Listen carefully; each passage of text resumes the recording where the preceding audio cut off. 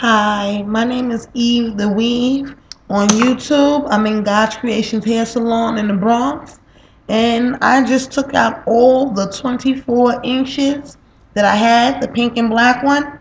Now I'm going to braid my hair down. I'm thinking about doing the invisible part.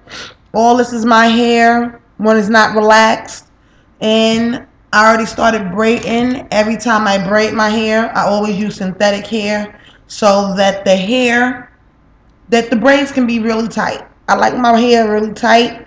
It lasts longer that way, and I have a shop to run. So I can't do my hair all the time. But I did tell you that I was going to do my hair.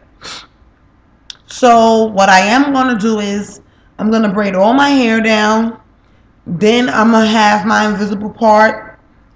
I'll come back and I'll show you everything when I am done. I already started braiding in the back.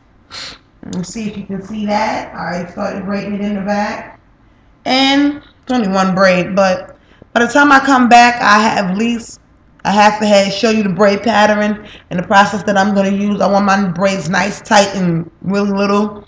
I don't really like big braids. I'm going to try to do them as small as possible. And I'll be back.